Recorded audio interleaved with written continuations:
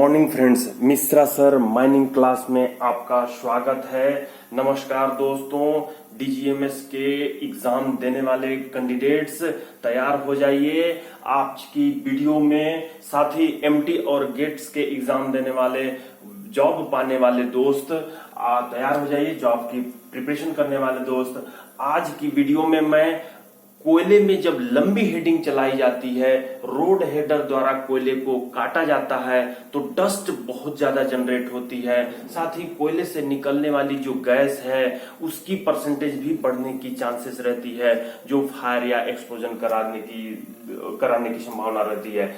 यहाँ पर डस्ट के कारण से डस्ट एक्सप्लोजन भी हो सकती है। डस्ट के कारण से ऑपरेटर जो रोड हेडर चलाते हैं उनको विजिबिलिटी की भी समस्या आती है, फेस को देखने में भी समस्या होती है। इन सभी समस्याओं को सॉल्व करने के लिए अडॉप्ट किया जाता है push pull controlled recirculation ventilation system. दोस्तों, ये push pull controlled recirculation ventilation system क्या है, चलिए दोस्तों इसको समझते हैं। ये एक मेन गैलरी है जिसमें क्यू क्वांटिटी की हवा फ्लो हो रही है।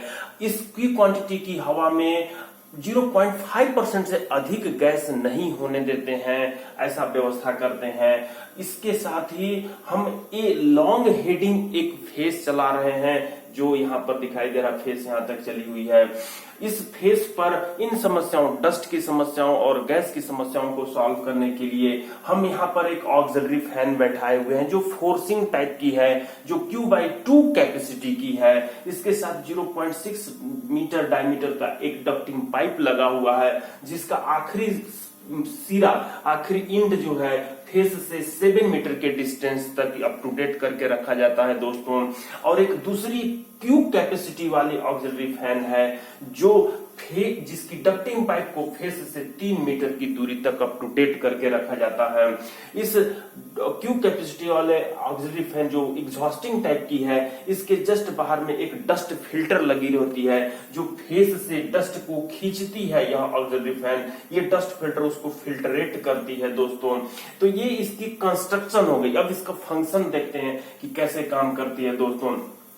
जैसे ही ये फैन हम लोग चालू करते हैं तो Q/2 कैपेसिटी की जो हवा है, Q/2 क्वांटिटी की जो हवा है, इस फैन द्वारा यहाँ पे फोर्स की जाती है। ये Q/2 हवा फेस के ऊपर आ रही है, लेकिन ये जो ऑक्सिलरी फैन है जो Q कैपेसिटी की है, ये यहां से जब निकलती है, कौन सी हवा, जब ये हवा बाहर की ओर फेंकती है तो ये जो डस्ट फिल्टर है इसमें से Q/2 क्वांटिटी की हवा यहां से पीछे से निकल करके रोड हेडर ऑपरेटर के पीछे फोर्स करती है पीछे से, जिसके चलते सामने वाली जो धूल है वो क्लियर हो जाती है। जो विजिबिलिटी प्रॉब्लम है ऑपरेटर को, वो समाप्त हो जाता है। तो ये Q/2 की हवा यहाँ पे आ रही है फेस के पास, और इस फैन द्वारा Q/2 हवा आ रही है। तो Q/2 और ये Q/2 दोनों मिल करके ये Q कैपेसिटी होने के चलते, इस फैन की कैपेसिटी Q होने के चलते Q हवा यहाँ से फेंकी जाती है और फिर से यहाँ से Q/2 हवा इधर आ जाती है, रिसर्कुलेट हो जाती है, जिसको बोलते हैं रिसर्कुलेट।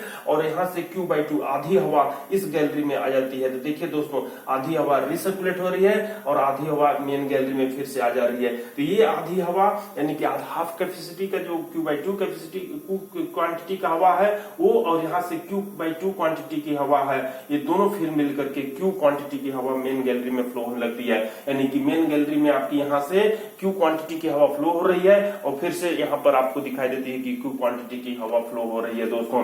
अगर दोस्तों ये वीडियो समझ में आई होगी, फिर से एक और गैस वाली समझ लेते हैं यहाँ पर कि गैस वाली जो है 0.5% अगर गैस है, यानी कि 1/2% अगर गैस इसमें एंटर कर रही है, तो ये एटमेटिक प्रोग्रेशन के फॉर्मूले के तहत S∞ A/1 - R ये फॉर्मूला होती है, जिसमें सीरीज बनता है 1/2, 1/2, 1/2, 1/2, 1/2, 1/2, इस तरह से जो है ये सीरीज एक बनती जाती है। तो इस सीरीज में जो कि इन्फिनिटी तक जाती है, इस सीरीज में जब हम लोग फॉर्मूला लगाते हैं तो यहाँ पर A जो है 1/2 है, ये जो है 1/2 है, 1/2 है, और R भी जब देखिएगा तो इसमें से इसको घटाइएगा तो 1/2 ही आएगा।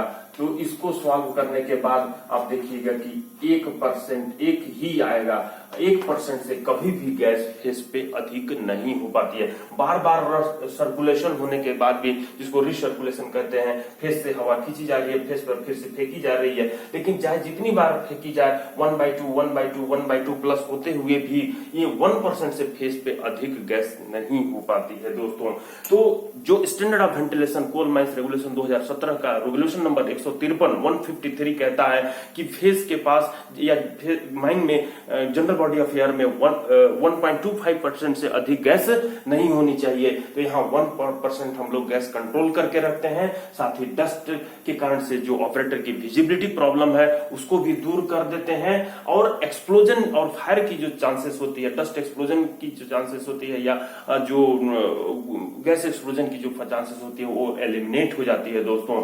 तो दोस्तों push pull controlled recirculation ventilation system कैसा समझ में आया, किस तरह से समझे आप इसको, आप वीडियो में देखने के बाद आप उसको लाइक कीजिए, कमेंट्स दीजिए। कमेंट्स में और कोई कंटेंट आपको समझनी हो तो उसको आप कमेंट में लिखिए। साथ ही सब्सक्राइब कीजिए दोस्तों, और बेल आइकन को जरूर दबाइए ताकि मिश्रा सर माइनिंग क्लास में जो भी वीडियो अपलोड की जाती है तो आपको उसकी नोटिफिकेशन मिल जाए दोस्तों। तो दोस्तों 12 से 16 दिसंबर के बीच में होने वाली जो एग्जाम है दोस्तों, वो आपका पास कर सकें आप और सर्टिफिकेट गेन कर सकें। साथ ही एमटी और गेट वाले एग्जाम या और वैकेंसी जो निकलती है माइनिंग से संबंधित ओवरमैन माइनिंग सरदार की, वो वैकेंसी को आप पास करके, एग्जाम को पास करके अपनी जॉब को कंफर्म करिए दोस्तों। मिश्रा सर माइनिंग क्लास में आपकी जो वीडियो है अपलोड डेली होती है, वो 2 वीडियो आप अपलोड हो रही है, उसको देखते जाइए, अपनी एग्जामिनेशन को पास करिए दोस्तों। धन्यवाद दोस्तों।